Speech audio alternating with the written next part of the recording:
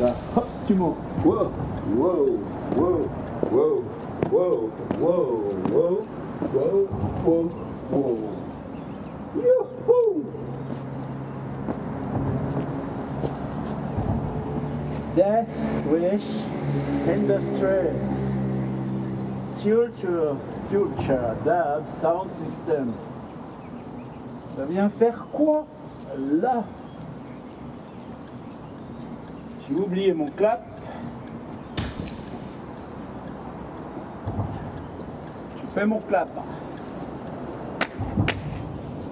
Car livre. On fait le tour du monde en bateau, et là, juste en bateau, on croise un autre bateau en plein milieu de l'océan, et comme par hasard, c'est presque un de vos voisins. Un de vos voisins d'où? Eh ben, un de vos voisins d'ici même, le coin. Là, on est juste sur la Vienne, un petit peu avant le confluent de la Vienne et de la Loire, et là, au-dessus de moi, le viaduc, donc il passe au-dessus de la Vienne. Bonjour. Désolée. Oh mais non, vous inquiétez pas. Et bonne balade. Il y en a une qui triche à se faire remorquer là-bas. Le pont qui va de Chinon à Loudun. Donc si vous allez à la Devinière, là juste après le pont, au rond-point, à droite, et vous y êtes. Je me suis arrêté sur un beau reflet, photo, et je me suis dit, et si c'était là, Dindeno et Panurge, au milieu de l'océan? Et ouais. Mais le béton, là, juste ici, est-ce que c'est pas la confrontation qu'on cherche? Au 5e jour, là, commençant à tournoyer le pôle, peu à peu, nous éloignant de l'équinoxial, découvrîmes un navire marchand faisant voile à Orche vers nous. La joie ne fut petite, tant de nous comme des marchands, de nous entendant nouvelles de la marine, de eux entendant nouvelles de terre ferme. Au début du quart livre, ils viennent de partir, les autres en reviennent. D'où? De l'inconnu. Nous ralliant avec eux, connûmes qu'ils étaient français de Saintonge, dont eut nouveau accroissement d'allégresse, aussi eut toute l'assemblée, mêmement nous, enquêtant de l'état du pays, mœurs du pays l'an dernier, et voyant avertissement que sur la fin de juillet subséquent était l'assignation du chapitre général des lanternes, et que si lors y arrivions, comme facile nous était, verrions belle, honorable et joyeuse compagnie des lanternes. De ce qu'on y faisait grands après, comme si l'on y dût profondément lanterner. Nous fût aussi dit que, passant le grand royaume de Guébarim, nous serions honorifiquement reçus et traités par le roi OAB, dominateur d'Issel-Tel, lesquels tous ces sujets, pareillement, parlaient langage tourangeau. Ça tombe bien, on y est. Je laisse passer la voiture. Continue. Cependant que nous entendions ces nouvelles, Panurge prit débat avec un marchand de Taillebourg, nommé Dindeno. L'occasion du débat fut telle. Ce Dindeno, voyant Panurge sans braguette, avec ses lunettes attachées au bonnet, dit de lui à ses compagnons, voyez là une belle médaille de cocu. Panurge, à cause de ses lunettes, oyait des oreilles. C'est la 3e fois qu'il nous la resserre, ce man. Panurge, à cause de ses lunettes, oyait des oreilles beaucoup plus claires que de coutume. Donc, entendant ce propos, demanda au marchand, « Comment diable serais-je cocu qui ne suis pas encore marié comme tu es, selon que juger je peux à ta trogne malgracieuse ?»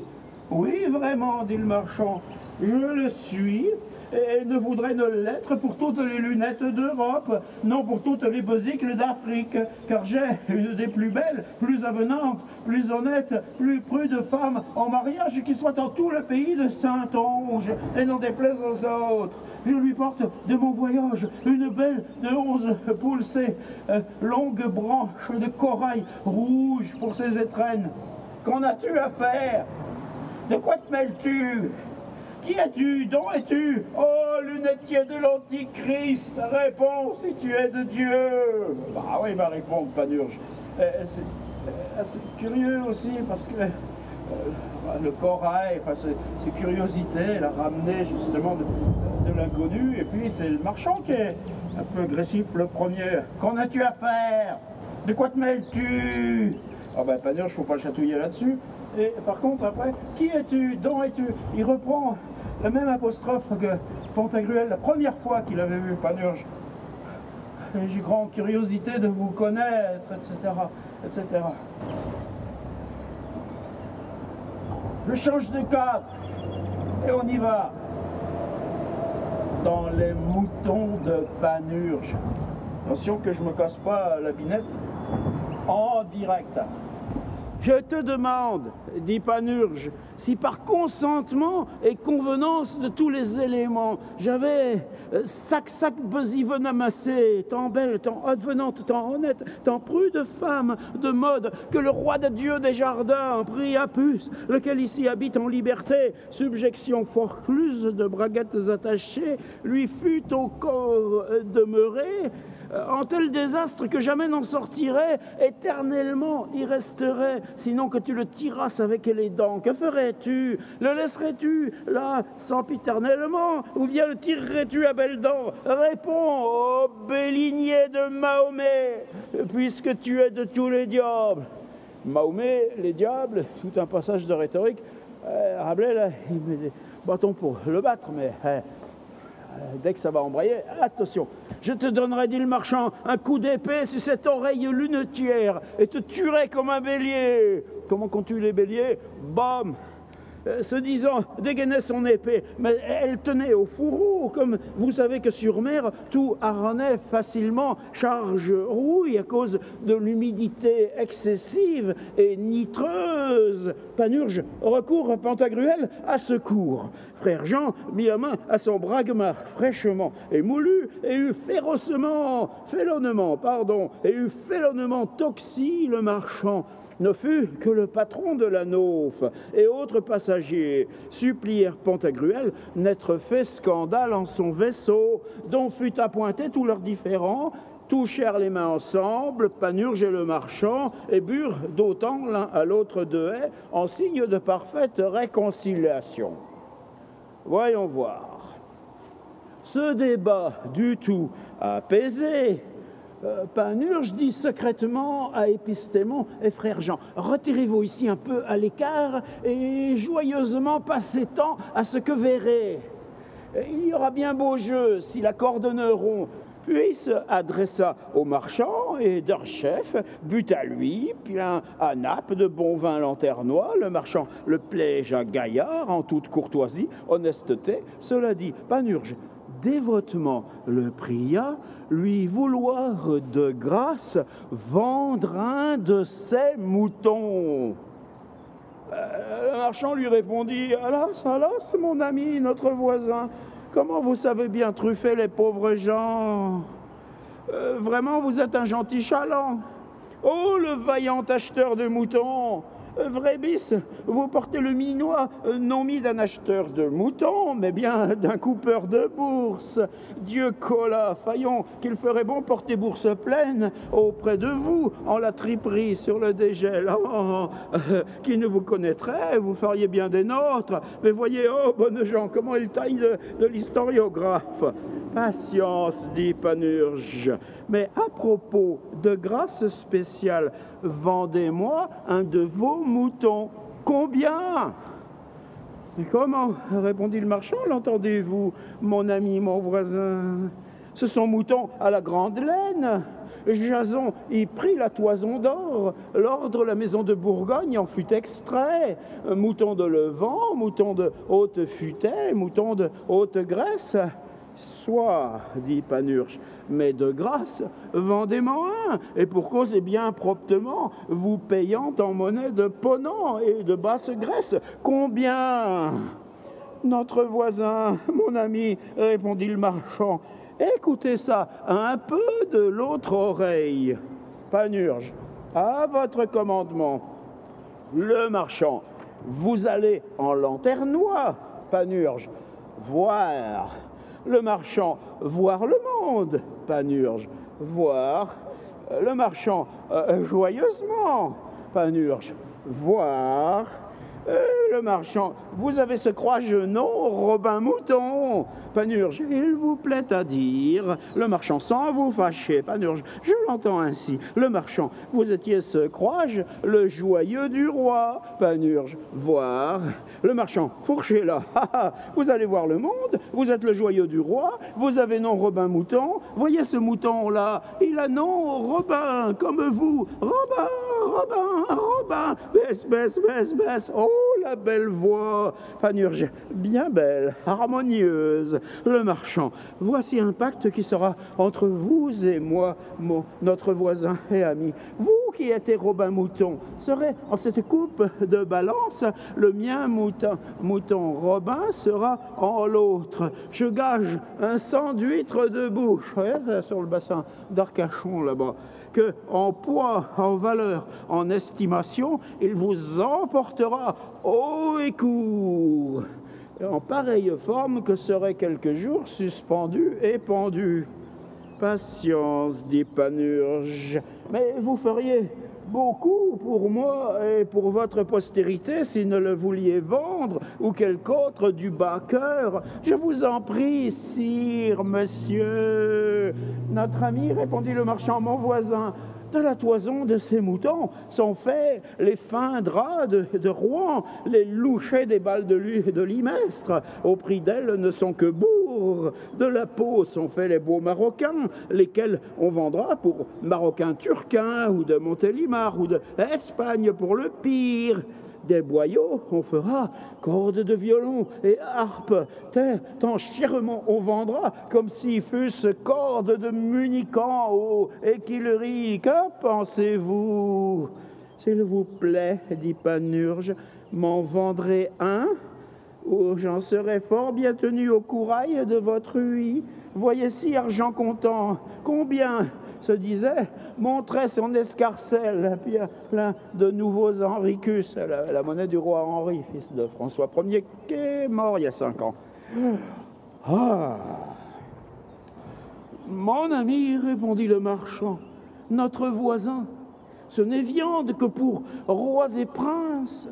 La chair, en étant délicate, tant savoureuse, tant friande, que ces baumes, je les amène d'un pays auquel les pourceaux, Dieu soit avec nous, ne mangent que mire-balais.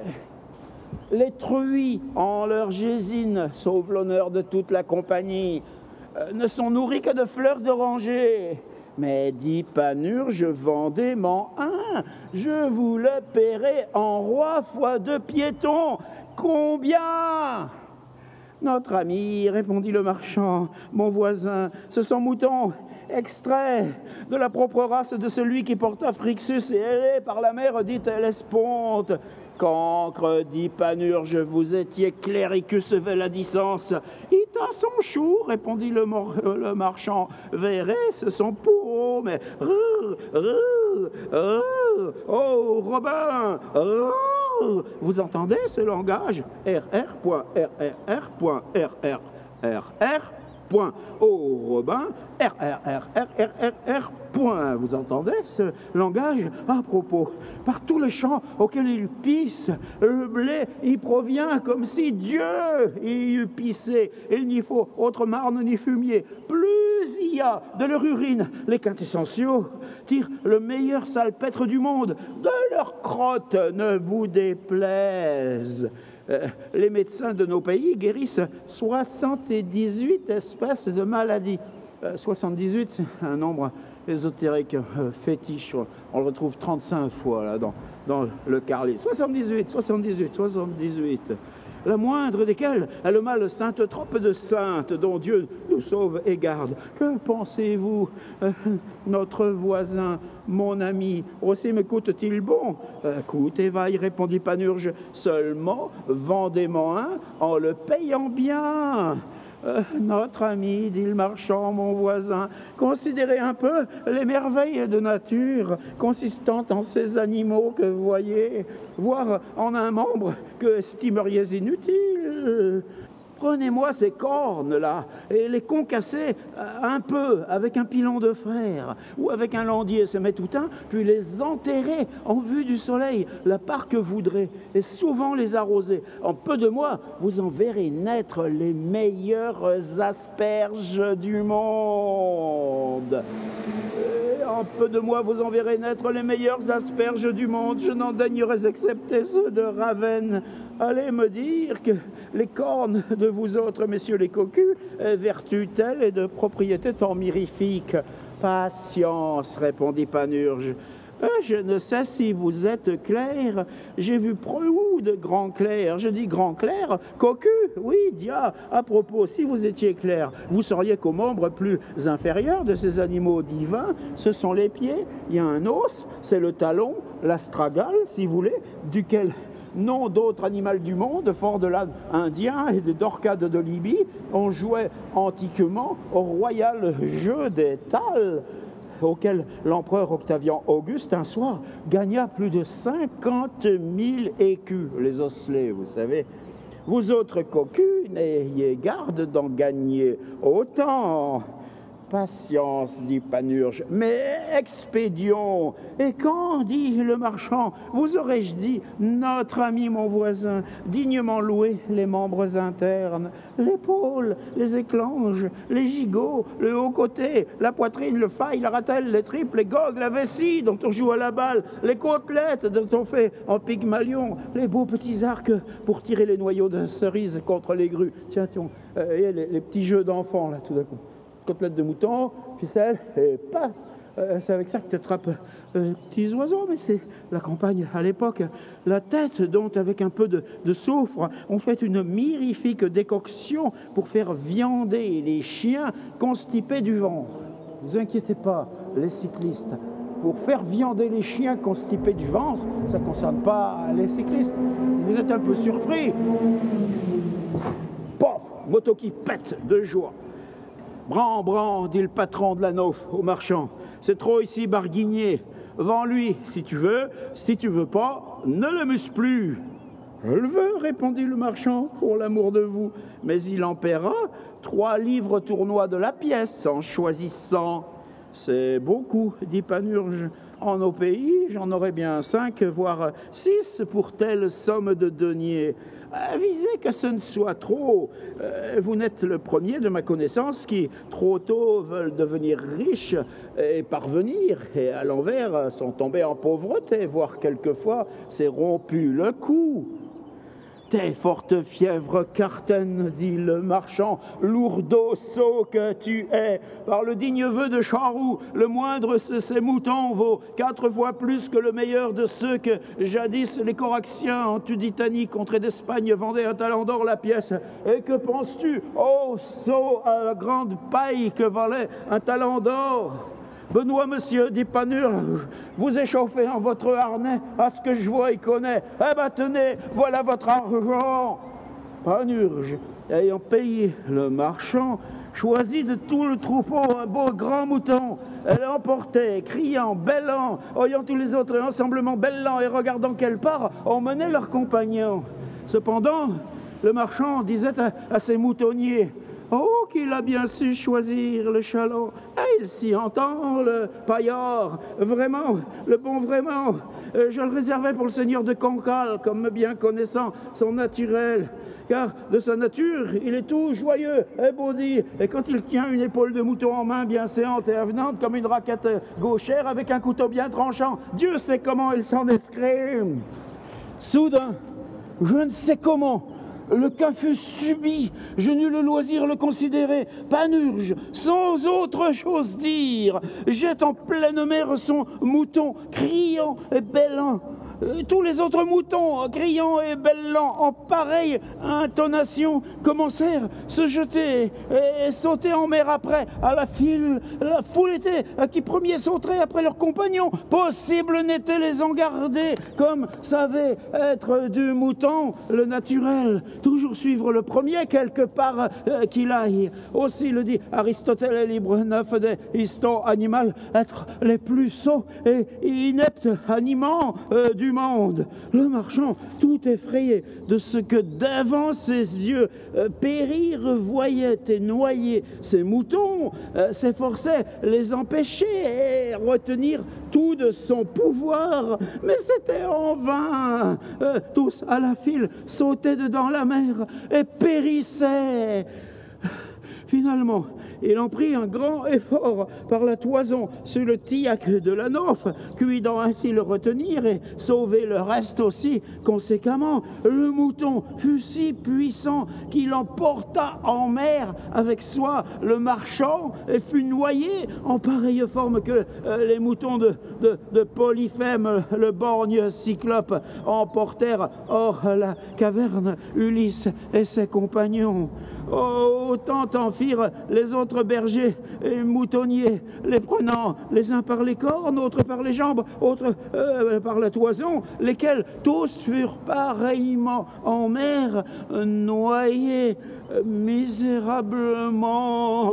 Panurge, à côté du fourgon, tenant un aviron en main, non pour aider aux moutonniers, mais pour les en garder de grimper sur la Nauf et évader le naufrage, les prêchait éloquentement, comme s'il fût un petit frère Olivier Maillard, ou un second frère Jean Bourgeois, leur remontrant, par lieu de rhétorique, les misères de ce monde, le bien et l'heure de l'autre vie, affirmant les plus heureux êtres, les trépassés, que les vivants en cette vallée de misère.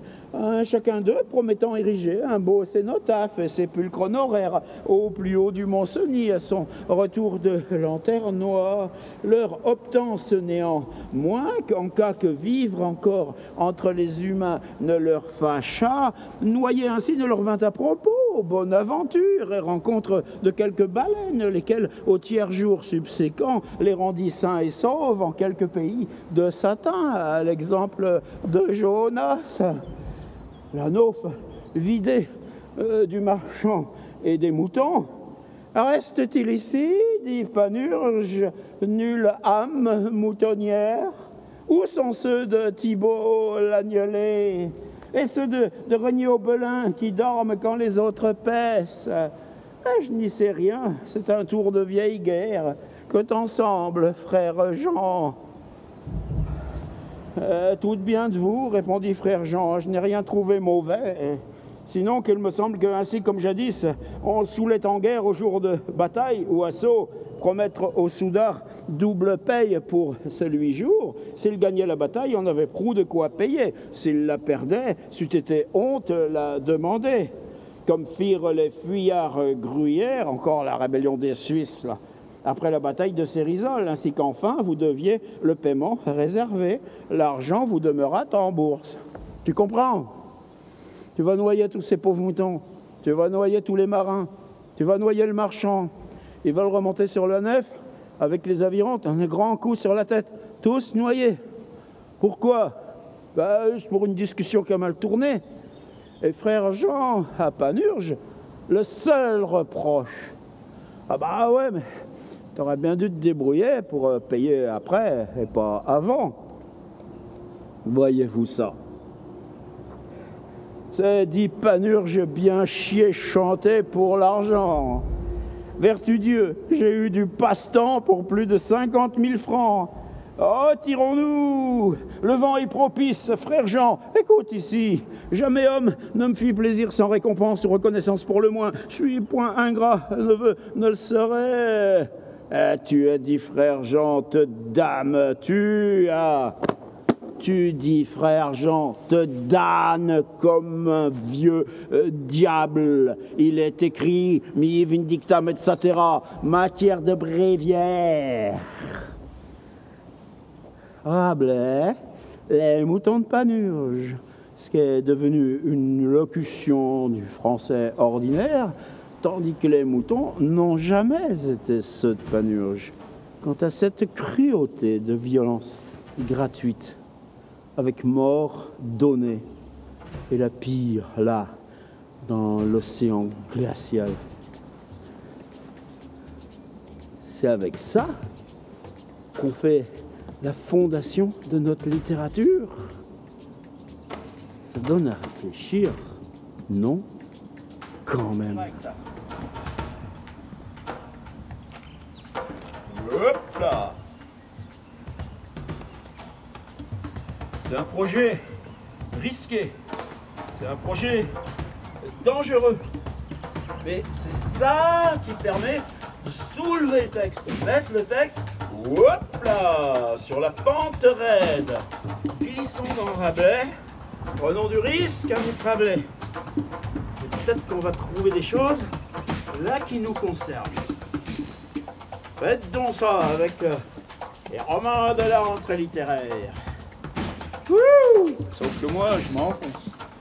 Je m'enfonce. Je m'enfonce. Je m'enfonce.